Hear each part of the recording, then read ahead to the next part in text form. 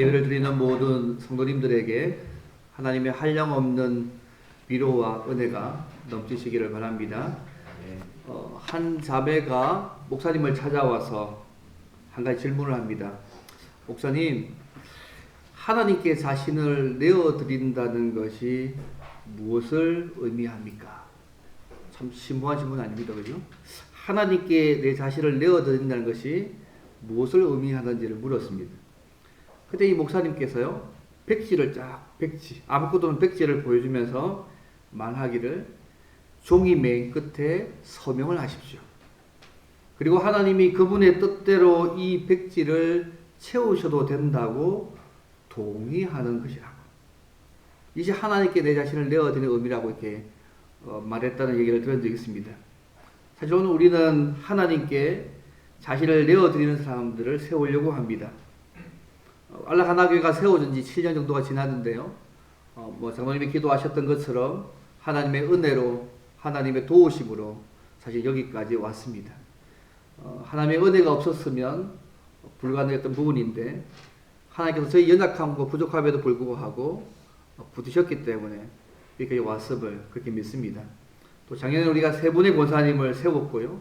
오늘 예배를 마친 후에는 우리 교회 일꾼으로 세 분의 장립주사님을 제가 세우려고 합니다. 이런 교회로서의 사명을 더 효과적으로, 더 잘 감당하기 위해서 우리의 조직들을 더 강화하는 그런 일들입니다. 존 칼빈은 기독교 강요에서요, 교회에 세움받은 직분자들을 가리켜서 그들은 하나님의 사역자들이라고, 모든 믿는 자들을 한 몸에 연결시키는 신경조직이라고, 그리고 주님을 대신하여서 이 땅에서 모든 것을 성취할 자들이라고 직분자를 그렇게 이야기했습니다. 저는 오늘 이번 주일에 세워지는, 또 세움을 받는 세 분의 장립주사님 뿐만 아니라 모든 성도들이 교회 직분이 얼마나 중요하고 그 영광과 책임이 무엇인지를 다시 한번 함께 알아서 건강한 교회로 주의를 더 잘 감당하여서 하나님의 뜻을 성취하는 교회가 되기를 그렇게 소망합니다. 그래서 오늘 말씀을 통해 다시 한번 왜 교회 직분자를 세우고, 어떤 사람을 교회 직분자로 세워야 하고, 교회 직분자를 세우는 것이 얼마나 중요한지를 다시 한번 오늘 말씀을 통해서 함께 생각해 보려고 합니다. 첫째요, 교회 직분자를 세우는 것은 교회의 본질적인 목적을 이루기 위해서라는 것이 첫 번째입니다. 사탄의 방해에도 복음을 전파하고 하나님 나라를 세우기는 교회의 본질적인 목적을 이루기 위해서 교회 직분자를 세운다는 말씀입니다. 사실 주님의 나라를 세우기 위해서 가장 중요한 것은 사람을 키우고 세우는 일입니다. 예수님 안에서 변화된 사람들만이 그들이 속한 가정, 직장을 변화시킬 수 있고요. 더 나아가서 이 세상과 사회를 하나님의 말씀과 복음의 원리에 따라서 변화시켜 나갈 수 있습니다. 특별히 우리 교회의 알라하나 교회의 직분자를 세우는 것은 하나님께서 우리에게 주신 그 목적을 효과적으로 잘 성취하고 따라가기 위해서입니다. 그래서 복음을 전파하고 넓게로 하나님 나라를 세워가는 일을 위해서, 그것을 좀 더 효과적으로 잘 감당하기 위해서 직분자를 세웁니다. 여기에 교회 직분에 정말 중요한 중요성이 있습니다. 이러한 교회의 사역을 감당하는 일에 있어서 사실 중요한 역할을 감당하는 사람들이 어떤 면에서 교회 직분자들입니다. 저를 포함한 모든 직분을 맡은 분들, 각기 맡은 역할을 맡은 모든 분들이 다 포함됩니다. 그래서 교회 직분자들은 하나님을 예배하고 성도들을 세워서 주님의 몸으로서 사명을 다하게 만들고, 세상을 향해서 전도하고 봉사의 삶을 통하여서 하나님 나라를 세운 일을 하는 사람들이 교회 직분자들입니다. 그래서 초대교회에서부터 교회 직분자를 세울 때요, 좀 특별한 자격을 요구했습니다. 왜냐하면 이것이 단순한 일이 아니니까요. 엄청난 일이니까요. 하나님의 뜻들을 이 땅에 실현하는 데를 세우는 일이기 때문에 가볍게 세우지 않았습니다. 이런 점을 본문에 교회가 성장함에 따라서, 그 필요에 따라서 교회 역사에서 처음 집사의 직분을 세우는 일에서도 오늘 본문에서 잘 볼 수 있습니다. 오늘 우리 본문 말씀 보시면 6장 1절 말씀에 그때에 제자가 더 많아졌다고 그렇게 했습니다. 예루살렘 교인들이 이제는 믿는 자가 아니라 제자로 불리기에 하나님께서 주신 영적인 성장이 이루어졌음을 말하고 있습니다. 이것은 교회가 성장해서 제자들이 점점점 많아지게 되었다는 것입니다. 근데 그때가 언제일까요? 제자들이 점점 많아지는 그때가 어떤 상황을 두고 말할까요? 오늘 본문 앞에 상황은요, 사실 사도행전 3장부터 쭉 살펴봐야 될 내용들인데요. 오순절 성령이 임하고 난 이후에 교회가 세워지고 성장하게 되어졌습니다. 하지만 교회는 외적으로나 내적으로 큰 위기 상황에 사실은 처하게 되었습니다. 그래서 존 스타트 같은 목사님은 이 사도행전 3장부터 오늘 본문까지 6장까지 내용들을 사탄이 교회에 대해서 공격하는 일이라고 말하기도 했습니다. 세 가지 방식으로 공격했는데 첫 번째 공격 방법은 뭐냐면요, 물리적인 공격입니다. 유대인들과 로마 권력으로부터의 박해를 했습니다. 교회가 성장해 갔지만 그냥 두지 않았습니다. 사탄이 보는 입장에서 볼 때는 이걸 어떻게 하면 무너뜨릴까? 첫 번째 공격이 뭐냐면 물리적으로 유대인들과 로마 권력으로부터 박해하기 시작했습니다. 외적으로 복음을 전파한다는 그 이유 때문에요, 사도들이 감옥에 들어가고 죽음의 위협에 처하는 핍박들이 있었습니다. 그럼에도 불구하고 교회는 계속 성장했습니다. 그러니까 두 번째 공격방이 뭐냐면 아나니아와 삽비라 같이 하나님의 성령과 성도들을 속이는 도덕적인 부패와 타협으로 이제 흔들기 시작했습니다. 내부지죠. 이거 아나니아와 삽비라 사건 잘 알지 않습니까? 교회를 위해서 자기 소유를 다 팔아 바쳤고 사람이 칭찬하는 것을 듣고 나서 다 바치겠다고 했지만 일부를 감추고 하나님께 드림으로 하나님께서 그 자리에서 죽이시는 사건들이 아나니아와 삽비라 사건 아닙니까? 이런 교회 가운데 임재하시는 하나님과 그의 성령을 속이는 일이었습니다. 이러한 상황에도 불구하고 교회가요, 위축될 것 같았는데도 그렇지 않고요, 오히려 교회는 성장했습니다. 교회가 핍박에 굴복하지도 않고 내적으로 이런 부분에 거룩성의 문제가 되어졌음에도 불구하고 계속해서 복음을 전파하고 거룩성을 유지했을 때에 하나님이 성장시켜 나가셨습니다. 근데 이런 상황에서 교회가 성장했는데요, 또 다른 내적 문제가 올 본문의 내용들입니다. 세 번째 사탄의 공격이 뭐냐면요, 교회 연합을 해쳐가지고 주익을 산만하게 만들어서 본질적인 요소를 감당하지 못하게 하는 것입니다. 예를 들면 교회 내 다툼이나 분쟁을 일으키게 해서 교회의 본질적인 사역을 제대로 감당할 수 없게 만드는 그 일들이 사탄의 세 번째 공격입니다. 사실 오늘 본문의 말씀은 넓은 의미에서 이런 사탄의 공격이었습니다. 내적 문제는 헬라파 유대인과 히브리파 유대인 사이에 갈등이 일어나서 교회의 연합이 깨어질 위기에 처해 있었습니다.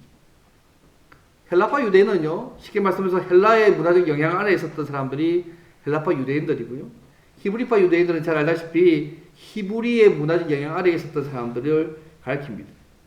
역사를 보게 되면요, 이들이 헬라파 유대인들과 히브리파 유대인 사이의 갈등은 어제 오늘 얘기 문제가 아니었습니다. 오래전부터 있어 왔던 얘기들입니다. 근데 이들이 예수님을 구주로 믿고 교회의 일원이 되었지만 여전히 갈등이 계속되어졌습니다. 근데 헬라파 유대인들이요, 자기의 과부들이 구제에 빠짐으로 히브리파 유대인들을 원망하는 일이 일어났고요, 이 문제로 해서 교회에 갈등이 생겼습니다. 하나님의 교회가 성장해가고 있는데 또 다른 내적 문제의 갈등이 일어나고 있다는 사실을 주의해 볼 필요가 있습니다. 교회가 점점 쇠퇴하고 떨어지거든 상황에서 일어나는 문제가 아니고요, 교회가 점점 성장해가는 그 시점에 이런 또 다른 내적 문제가 일어나고 났다는 사실을 주의해 볼 필요가 있습니다. 그래서 1절 보시면 그때에 제자가 더 많아졌는데 헬라파 유대인들이 자기의 과부들이 매일의 구제에 빠짐으로 히브리파 사람을 원망하니라고 말씀하고 있습니다.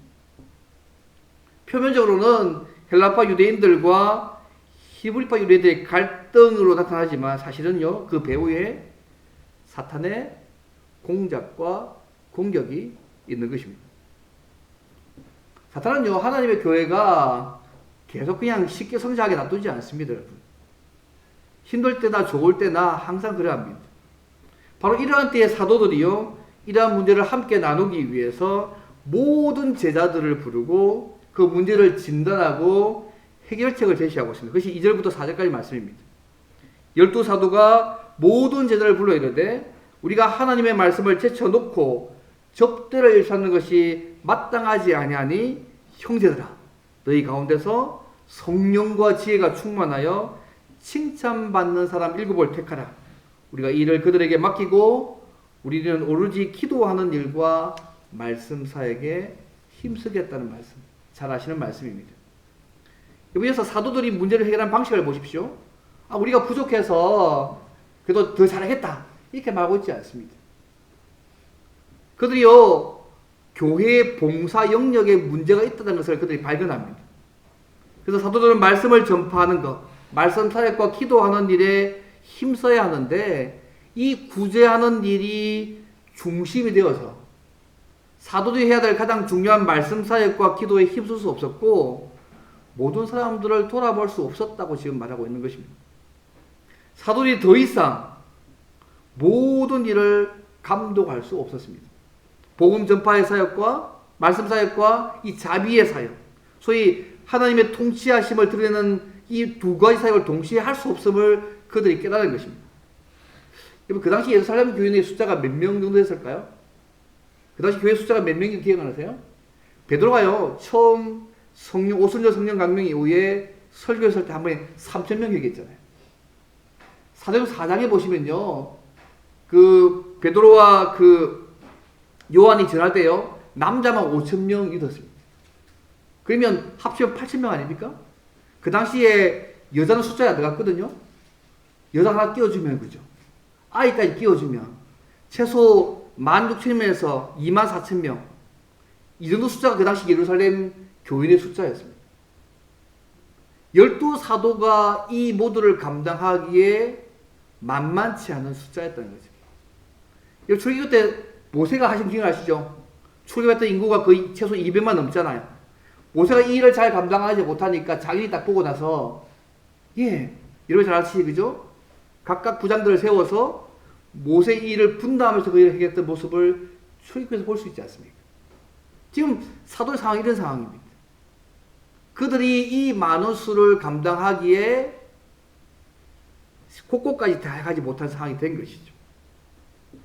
그래서 사도들이 말씀을 전하는 일, 말씀 사역하는 것과 기도하는 일에 힘쓰고 나머지 구제하는 일에는 사람들을 세워서 교회 임무들을 감당하기를 원했습니다. 이것이 오늘 우리에게는 집사직의 기원입니다. 여러분, 구약에 왜 집사직분이 없을까요? 구약은요, 사실은 왜 없는 이유가 뭐냐면 군피파자를 돌볼 책임이 소위 나라 전체에 있었습니다. 이스라엘 백성 전체에 있었기 때문에 굳이 이거 필요 없었습니다. 그래서 신약계에서 이게 좀 다른 것이 있죠. 이런 집사직의 기원을 볼 때, 그죠? 교회 직분은 교회의 본연의 그 목적과 임무를 수행하기 위해서 직분이 세워졌다는 것들을 이해할 수 있습니다. 직분이 그냥 세워지는 것이 아닙니다. 하나님의 교회가 하나님께서 교회에 주신 그 목적들을 잘 수행하도록 하기 위해서 주신 것이 직분입니다. 이 교회 직분자들이 어떤 일을 했습니까? 2절 말씀입니다. 접대를 일삼았다는 말 하지 않습니까? 그죠? 접대를 일삼는 말이 뭐냐면 그들이, 그죠? 상들을 봉사한다는 말인데 쉽게 하면 가난한 자에 대해서 구제했다는 얘기입니다. 당시 많은 사람들이 교회에서요, 교회들이 헌금으로 가난한 자들을 구제하고 봉사했습니다. 예를 들면 사도행전 2장 45절 보시면 또 재산과 소유를 팔아서 각 사람의 필요를 따라서 나눠주는 일을 했습니다. 사도행전 4장에 보시면요, 믿는 무리가 한 마음과 한 뜻이 되어져서 모든 물건을 서로 통용하고 자기 재물을 조금이라도 자기 것이라 하는 이가 하나도 없었다고. 심지어 밭과 집 있는 자가 판 것을 가져다가 사도들의 발 앞에 두니까 그들이 각 사람의 필요를 따라 나누니까 그 중에 가난한 사람이 없었다고 사도행전 4장이 이야기합니다. 그래서 접대를 일삼다는 이 말은요, 헌금을 관리하고 구제하고 봉사하는 일에 사용한다는 말입니다. 오늘날 교회 집사님들이 해야 될 그 일들을 지금 하기 위해서 이 사람들을 세웠다고 이야기하고 있는 것입니다. 처음에는 사도들이 이걸 다 했습니다. 전부 다 했기 때문에 아마도 한쪽으로 치우쳐서 성도 사이 갈등이 일어나게 되어졌습니다. 감당할 수 없는 숫자가 일었습니다. 이때 사도들이 적절한 해소 방법들을 제시합니다. 우리가 부족하니까 열심히 하겠다 이렇게 하지 않습니다. 그들은 말씀을 전파하고 가르치고 기도하는 일에 힘쓰고 교회 재정을 관리해서 구제하고 봉사하는 일을 위하여서 다른 사람을 세워야 한다고 그들이 제시하고 있습니다. 왜요? 사도들이 말씀 사역과 기도하는 일에 전념하게 힘쓸 수 없기 때문에 그렇습니다. 결국 이 헬라파 유대인들과 히브리 유대인 사이 구제 무대의 갈등이 생기는 것은 그 문제에 대한 해결 방법이 뭐냐 하면 이 문제에 봉사해야 될 일꾼이 필요하다는 것이 해결 방법이었습니다. 교회의 본질적 부분은요, 사도는 말씀의 봉사와 기도하는 일에 힘쓰고 또 함께 구제하는 일에도 일꾼을 세워서 주의 복음이 효과적으로 전해지게 해야 하는 것이 중요합니다. 말씀 사역과 기도가 더 중요한 말씀드리는 게 아닙니다. 교회는요, 이 양쪽이 함께 같이 가야 됩니다. 교회의 본질 목적을 위해서 이 두 가지가 함께 균형 있게 감당되어져야지만 교회의 목적을 수행할 수 있습니다. 사도는 이것을 다 혼자 감당할 수 없기 때문에 일꾼을 세워서 교회가 원래 본연의 목적을 잘 수행할 수 있도록 만들어가는 것이죠. 그렇지 않으면 교회 하나됨이 분열되어져서 이미 세워진 이 아름다운 공동체가 무너질 판에 처해 있는 것입니다. 오늘날 교회도 이 문제가 굉장히 중요합니다. 교회가 말씀의 사역자를 통하여서 말씀의 봉사와 기도하는 일에도 정말 중요한 부분 맞습니다. 그렇지만 구제하는 일, 자비의 사역 역시 교회의 중요한 봉사 영역임을 동시에 기억하실 필요가 있습니다. 어쨌든 사탄은요, 교회가 이런 양쪽 일에 제대로 관심을 기울이지 못하게 만들어서 시험이 들게 합니다. 참 사탄이 참 교묘하지 않습니까? 교회가 성장하고 있을 때에 이런 부분들을 만들어서 교회에 시험이 들게 만들고 원망이 들게 만들고 하나님을 깨뜨려가게 해서 심지어 사도들조차도 말씀 사역과 기도 사역에 제대로 힘쓰지 못하게 만드는 그런 상황을 만들고 있는 상황입니다. 그래서 사도들이요, 지혜롭게 사람을 세워서 자신은 말씀의 봉사와 기도하던 일에 전무하게 힘쓰게 하고 동시에 세운 사람들로 재정을 관리하고 구제하게 한 부분이 오늘 본문의 내용들입니다. 이렇게 함으로 교회가 정상적으로 성장해 갈 수 있었습니다. 당시에는 오늘 본문의 말씀은 헬라파 유대인들과 히브리파 유대인들의 갈등이 있었지만 교회 역사 가운데요, 여러 가지 다양한 모습의 갈등이 있었습니다.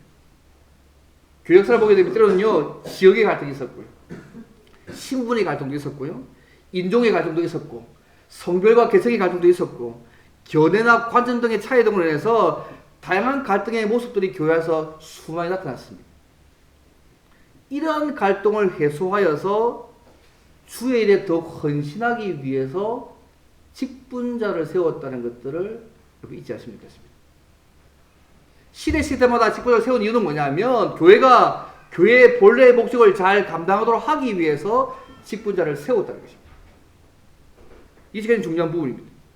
어쨌든 예루살렘 교회는 이 교회의 위기를 우리 영적인 우선순위와 사회의 분담과 조정과 자신들의 본연의 직무에 대해서 돌아보는 계기로 삼아서 다시 한번 이 문제를 인정하고 함께 고민하고 서로 이 문제를 해결해서 이 문제의 모습이 오늘 본문의 모습입니다.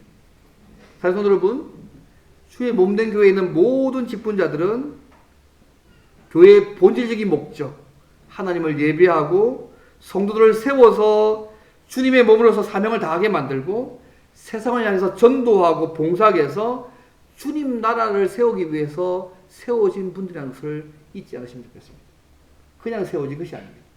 하나님의 뜻들을 이 땅에 드러내고 나타내기 위해서 이루기 위해서 세움받은 사람들이 직분자들입니다. 그래서 각자 맡은 그 역할을 잘 감당할 때에 교회가 건강하게 더 정상적으로 성장해 갈 수 있다는 사실을 잊지 않으시면 좋겠습니다. 그래서 우리가 맡은 직분에 대한 그것이 어떤 것이든 어떤 역할이든 그 직분과 역할에 대한 감사와 기쁨을 항상 가지면서 섬기는 저 여러분이 되면 좋겠습니다. 이게 첫 번째입니다. 교회 직분은 교회의 본질적인 목적을 이루기 위해서 하나님이 세우신 중요한 통로임을 첫 번째로 말씀드렸습니다. 그럼 어떤 사람을 직분자로 세워야 될까요? 이 두 번째입니다. 오늘 말씀에 의하면 칭찬 듣는 사람, 곧 성령과 지혜가 충만한 사람을 세워야 합니다. 사도들이 교회 직분자를 세울 때요, 어떤 사람을 세우는지 잘 보십시오. 3절 말씀 잘 아시지 않습니까? 형제들아 너희 가운데서 성령과 지혜가 충만하여 칭찬받는 사람 7을 택하라. 원문은 이렇게 되어 있습니다.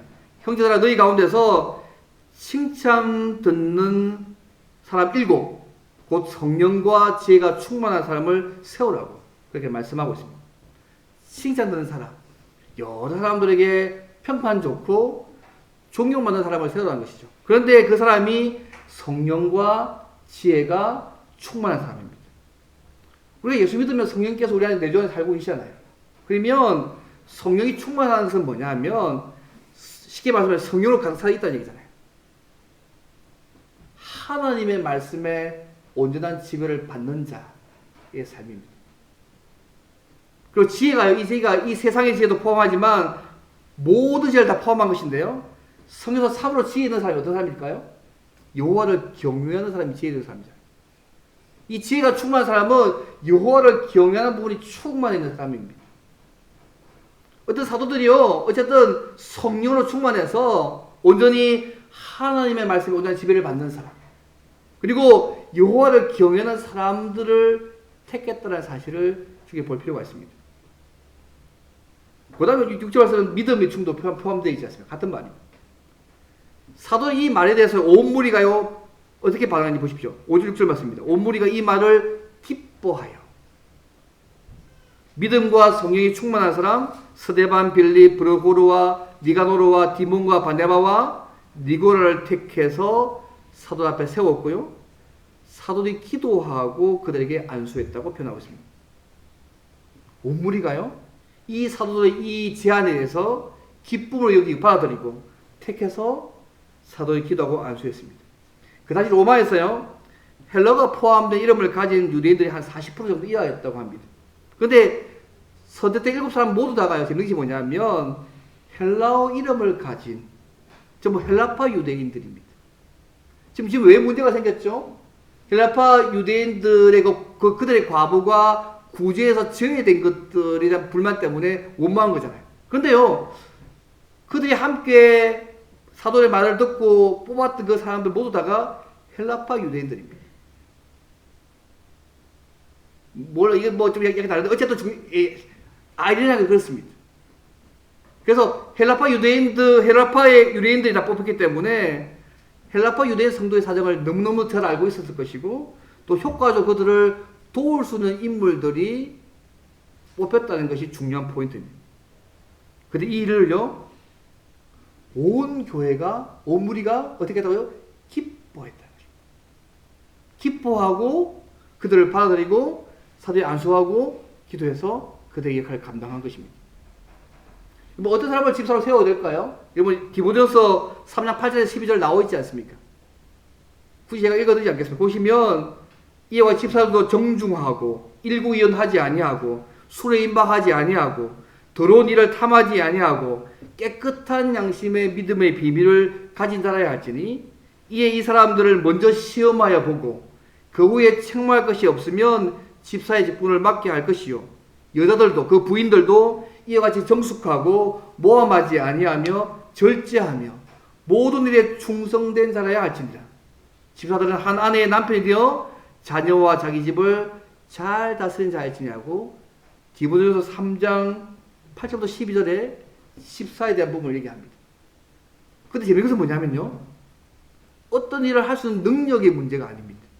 능력이 있느냐 없느냐가 저게 기준이 아니었습니다. 어떤 사람이 되어야 하느냐가 더 큰 비중이었다는 것이죠. 집사의 자격 중 가장 중요한 것은 뭐냐면 달란트나 능력이 아니었습니다. 그들의 인격이고 인품이었습니다.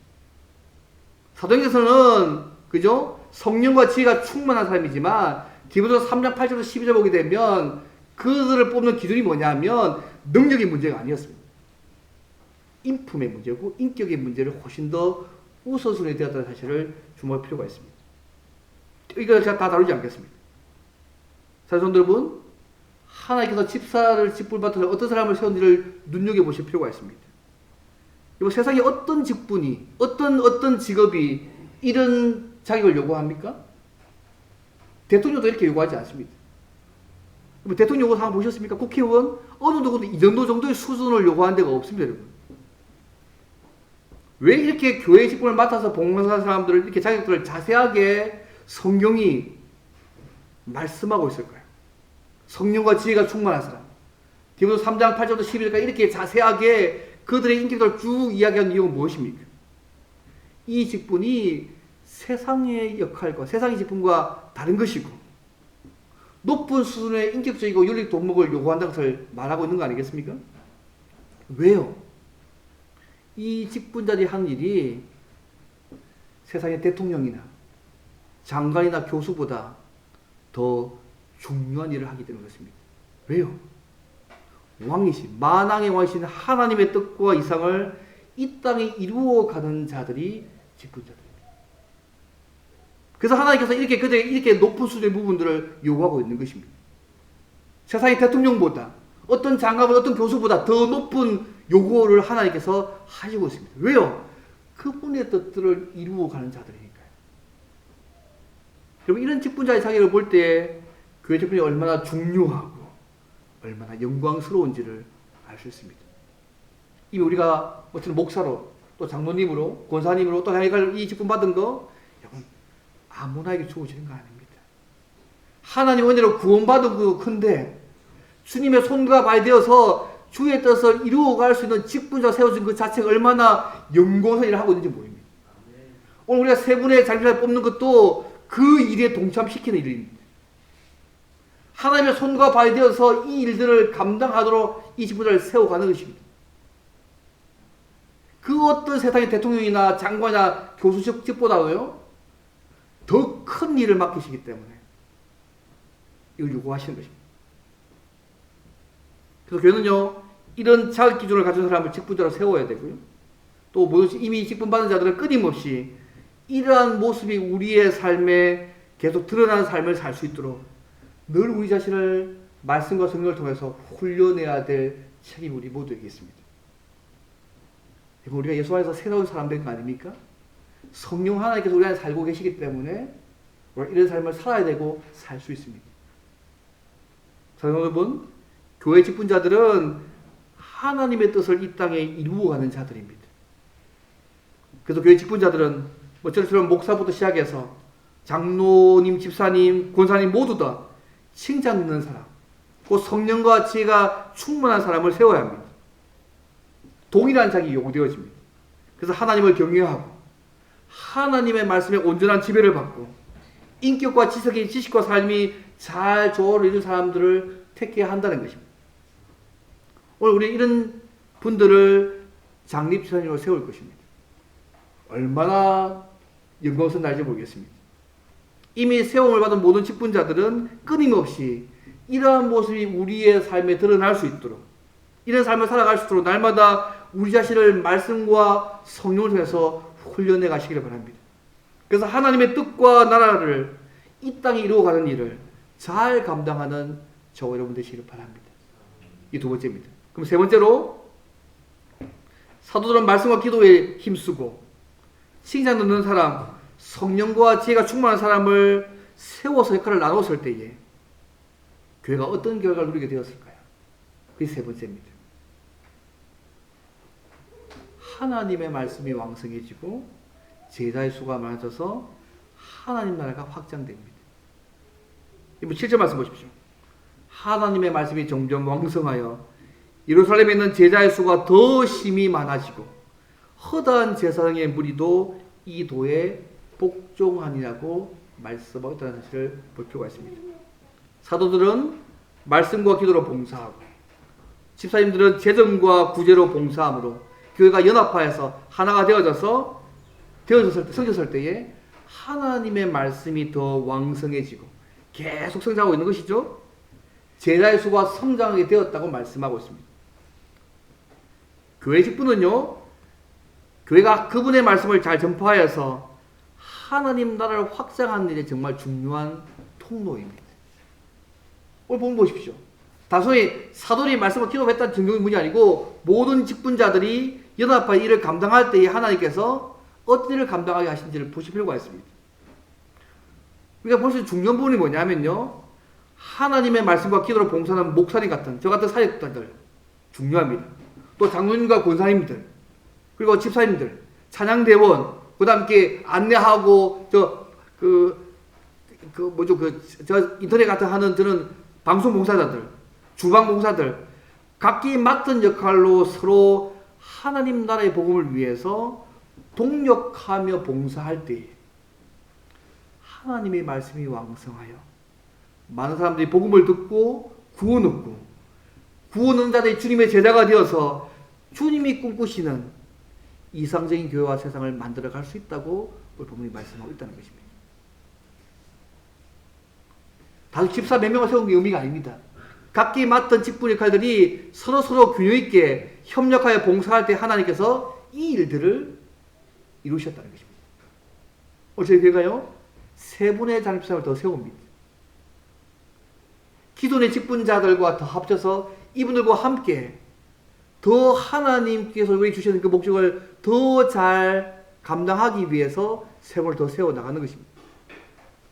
우리가 다 함께 연합하여서 협력하여 봉사하게 될 때에 이런 역사를 우리 교회도 하나님께서 동일하게 주실 줄 믿습니다. 그리고 재밌는 표현이 있습니다. 허다한 제사장의 무리가 이 도에 복종했다고. 이들은요, 사도 앞에 보시면 계속 반대했던 인물들입니다. 그 당시 예수님 당시 약 18,000명의 레위가 세상에 있었다고 합니다. 계속 복음에 반대했던 그들이요, 사도들의 이 사역들과 이 집사들이 함께해서 구조본 사역 함께 이 사역을 통하여서 역사가 일어나니까요, 이 반대했던 그들이 복음을 받아들였다고. 한두 명이고 허다한 제사장의 무리가 이 도에 복종했다고 말씀하고 있음을 이렇게 볼 필요가 있습니다. 물론 개인적으로 집사 직분을 잘 감당하는 자에게 디도서 3장 14절에 이렇게 말씀합니다. 아름다운 지위와 그리스도 예수 안에 있는 믿음의 큰 담을 얻게 하시는 은혜를 주신다고 말씀합니다. 우리의 모든 직분자가 직분을 잘 감당할 때에 아름다운 지위를 주실 것입니다. 고귀한 위치에서 존경받는 자가 되게 만드시고 그것이 교회 내나 사회적으로 그렇게 만들어 가실 것이고 예수 안에 믿음의 큰 담력, 쉽게 말하면 하나님의 은혜를 경험하게 만들어 가신다는 얘기죠. 모든 직분자에게 통해 주시는 은혜입니다. 말씀을 맺겠습니다. 사랑하는 성도 여러분, 교회 직분은 하나님의 은혜를 경험하고 누리는 중요한 통로입니다. 그래서 이미 교회의 직분자로 섬기고 계신 분들은 이 직분을 받은 것 자체를 영광스럽고 귀한 것으로 여기고 감사하며 이 직분을 잘 감당하며 섬기시면 좋겠습니다. 우리의 신실한 봉사를 통하여서, 직분 받은 자들의 신실한 봉사를 통하여서 우리 교회 안에 있는 울타에 있는 모든 믿음의 가족들이 복과 은혜를 누리시기를 바랍니다. 저는 우리 교회 모든 믿음의 가족들이요, 올 투표로 뽑을 세 분의 장립 집사님들과 함께 이미 직분을 받은 분들과 이 마음을 합해서 봉사 딱 하셔가지고 돌아보면서, 야, 교회 직분이 이렇게 큰 축복이고 영광이구나. 돌아보며 감격하며 감사하며 말할 수 있는 날이 오기를 바랍니다. 진짜 그렇지 않습니까? 이미 직분을 받은 분은 그렇지 않습니까? 이게 쉽다는 말씀을 드리고 있는 게 아닙니다. 우리가 주님을 위해서 섬기고 주의 몸된 교회를 섬기는 일 자체가 쉬운 일은 아니지만 이렇게 섬기며 봉사할 때에 세상에 줄 수 없는 하나님만이 주시는 은혜와 복들이 우리의 삶에 있지 않습니까? 그 고백을 오늘 새로 뽑힌 이 세 분의 자기집사님과 함께 이미 받은 직분자들이 함께 서로 협력하여서 봉사함으로 동일한 고백들을 할 수 있는 날이 속히 오기를 바랍니다. 사랑하는 성도 여러분, 하나님께서 우리 안락 하나교회를 통해서 하나님의 뜻을 이루어가기를 원하십니다. 우리 모두 하나님이 원하시고 기뻐하시는 안락 하나교회로 만들어가는 일에 헌신하는 동력자가 되셔서 그것이 어떤 모습이든 각기 맡은 역할과 직분으로 헌신하는 동력자가 되셔서 그분의 뜻을 이루어갈 뿐만 아니라 하나님의 은혜를 함께 많이 누리는 저와 여러분이 되시기를 바랍니다. 더 나아가서 주의 몸된 교회에 하나님의 말씀이 흥황해지고 제자의 수가 더 많아져서 하나님 나라가 확장되는 그 역사가 모든 직분을 맡은 자들과 다양한 역할을 맡은 모든 분의 성김을 통하여서 또 오늘 새로 뽑힐 세 분의 안수 집사님을 통하여서 일어나는 역사들이 일어나기를 주의 이름으로 바랍니다. 함께 말씀한 기도하면 되겠습니다. 하나님 우리에게 직분 주신 것 감사합니다. 은혜로 감사함으로